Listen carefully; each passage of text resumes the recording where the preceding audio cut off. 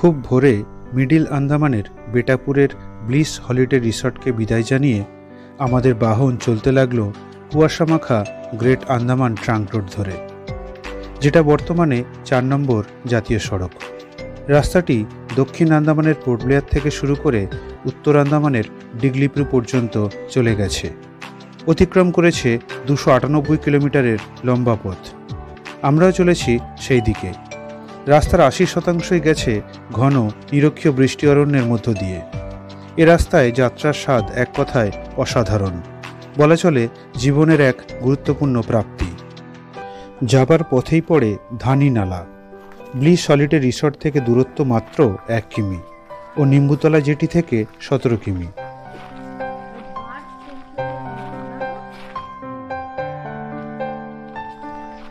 ধানি নালার প্রবেশপথ পেরিয়ে এক অন্য জগৎ।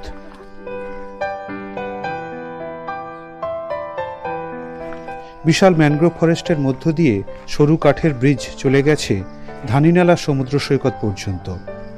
এই কাঠের ব্রিজের মোট দূরত্ব 715 মিটার। যেতে সময় লাগবে 10 থেকে 15 মিনিট।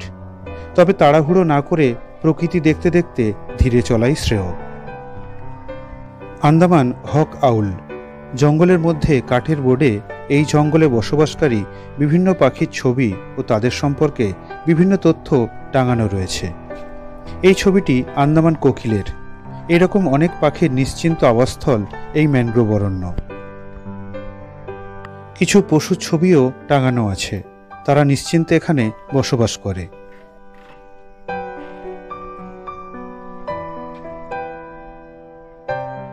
যাত্রাপথটি অসাধারণ। ভোরের স্নিগ্ধ আলোয় এই পরিবেশে পথ চলার আনন্দটাই আলাদা। গা ছমছমে পরিবেশ, পাখির ডাক আর নির্জনতা। ভালো থাকার জন্য আর কি চাই?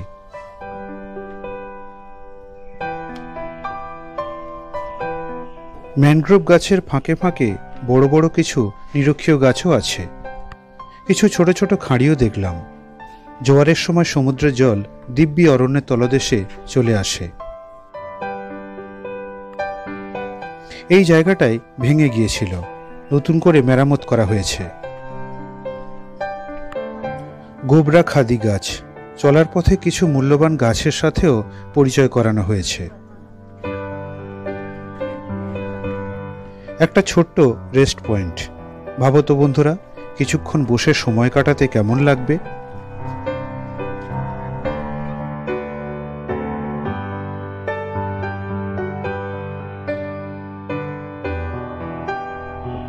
ঘন জঙ্গল শুধু দুপাশে নেই, আছে মাথার উপরেও। ঘন আচ্ছাদন তৈরি করে রেখেছে। মাঝে মাঝে মনে হচ্ছে ওই গাছের ডাল থেকে কিছু একটা ঘাড়ে এসে পড়বে। তারাও চলতে লাগলো আমাদের সাথে সমান্তরালভাবে।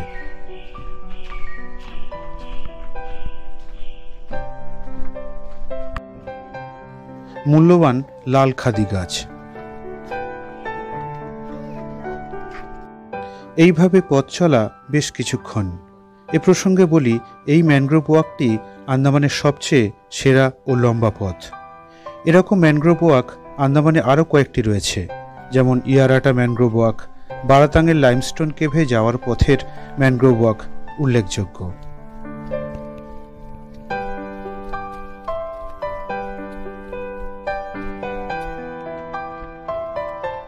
আমাদের প্যারাগুয়ে ও উরুগুয়ে চলতে লাগলো বেশ মজা করেই। অজানা পৃথিবীর স্বাদ ছোট থেকেই নেওয়া শুরু হয়েছে ওদের।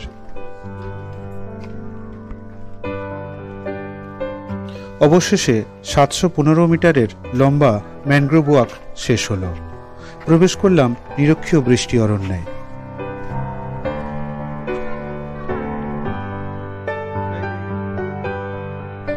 একটা বিশাল পুন গাছ বহু ডালপালা নিয়ে প্রায় শুয়ে আছে। ফরেস্ট অফিসের বোর্ডে কিছু নিয়মাবলী লেখা আছে।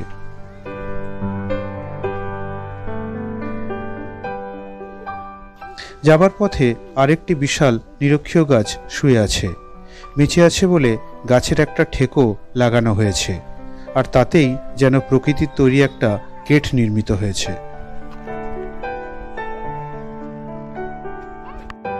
সকালের সদ্য ওঠা সূর্যকিরণ জঙ্গল ভেদ করে আমাদের গায়ে এসে পড়তে লাগলো। আমরাও সেই সূর্যকিরণের দিকে হেঁটে চললাম।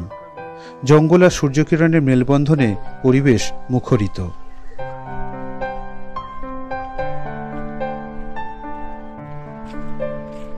সামান্য কিছুক্ষণ হাঁটার পর জঙ্গল শেষ হয়ে গেল। সামনে দেখা গেল কাঠের তৈরি একটি বৃত্তাকার গঠন। তার ভিতর উঁকি মেরে দেখা গেল বাঁশের মাখারি দিয়ে ছোট ছোট গোল স্ট্রাকচার করা, আর তার সামনের দিকটা খোলা রয়েছে। এর ভিতর বালিতে কচ্ছপের ডিম পোতা রয়েছে। কয়েকদিন পর ডিম ফুটে বাচ্চা বেরোবে। নভেম্বর থেকে শুরু করে মার্চ মাস পর্যন্ত এই ডিম ফুটে বাচ্চা বেরোনোর পর্ব চলতে থাকে। এটা কয়েক বছর আগের ছবি। প্রথম যেবার আন্দামানে এসেছিলাম এটা তখনকার ভিডিও। পুরো ধানিনালা বীচ শীতকালে ভরে ওঠে বড় বড় কচ্ছপে। তারা ডিম পেড়ে বালিতে গর্ত করে ঢুকিয়ে দিয়ে চলে যায় সমুদ্রে, আর বিভিন্ন পশুরা বালি খুঁড়ে ডিমগুলিকে খেয়ে নেয়। তাই ফরেস্ট ডিপার্টমেন্ট থেকে এই ডিমগুলি সংগ্রহ করে ঘেরা জায়গায় পুঁতে রাখে। কয়েকদিন পর ডিম ফুটে বাচ্চা বের হলে তাদের ধরে সমুদ্র সৈকতে ছেড়ে দেওয়া হয়। দেখো বন্ধুরা, কেমন কিলবিল করে সমুদ্রের দিকে ছুটে চলেছে, কেমন ছোট ছোট পায়ে এগিয়ে চলেছে। দেখো, যেন তুলে একটু আদর করে দিই। এ আবার খুব স্লো। সবাই অনেকটা এগিয়ে গেছে, তোকে তাড়াতাড়ি যেতে হবে যে।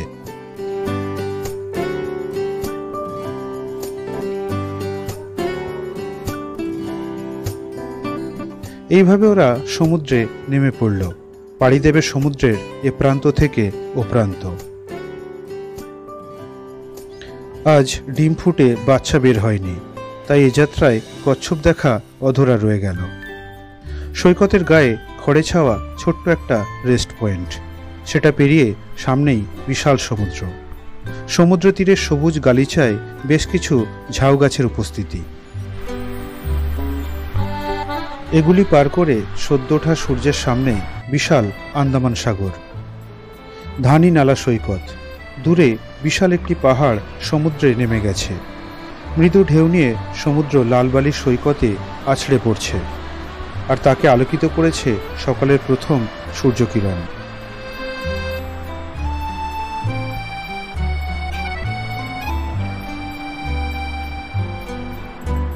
এদিকটায় ঝাউ গাছের বিশাল জঙ্গল চলে গেছে অনেক দূর পর্যন্ত। নির্জন এই সৈকতে আজ এখনো অবধি কারোর পায়ের ছাপ পড়েনি। আমরাই এই মুহূর্তে একমাত্র পর্যটক। মিডিল আন্দামানের অধিকাংশ বিচেই আমরাই ছিলাম একমাত্র পর্যটক।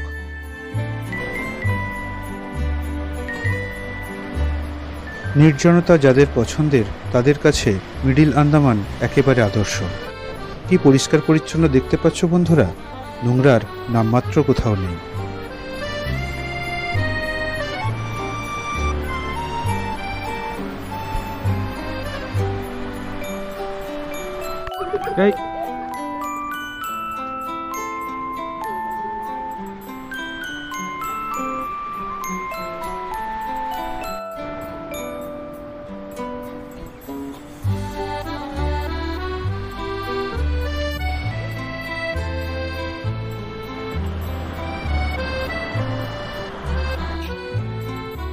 এবার ঝাউবনটা তোমাদের একটু দেখাই।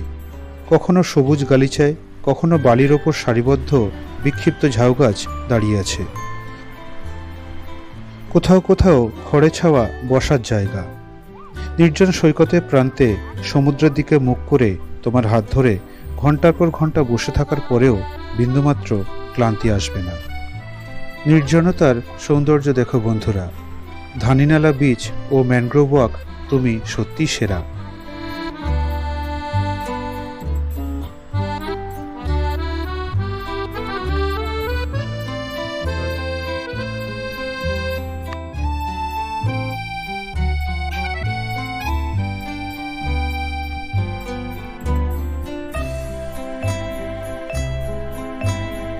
এবার ফেরার পথ একই।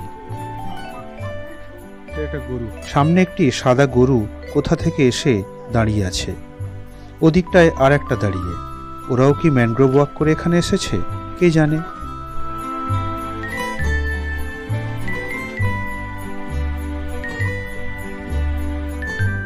আমাদের আবার ম্যানগ্রোভ ওয়াক শুরু হলো, অসংখ্য ম্যানগ্রোভ গাছেদের সাথে কথা বলতে বলতে।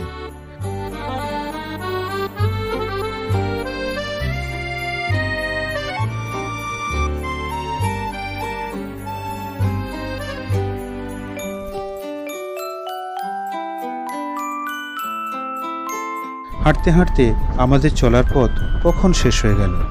আমাদের বাহন দৌড়তে লাগলো আবার গ্রেট আন্দামান ট্রাঙ্ক রোড ধরে। চলেছি আন্দামানের একেবারে উত্তরের ছোট্ট জনপদ ডিগলিপুরের দিকে।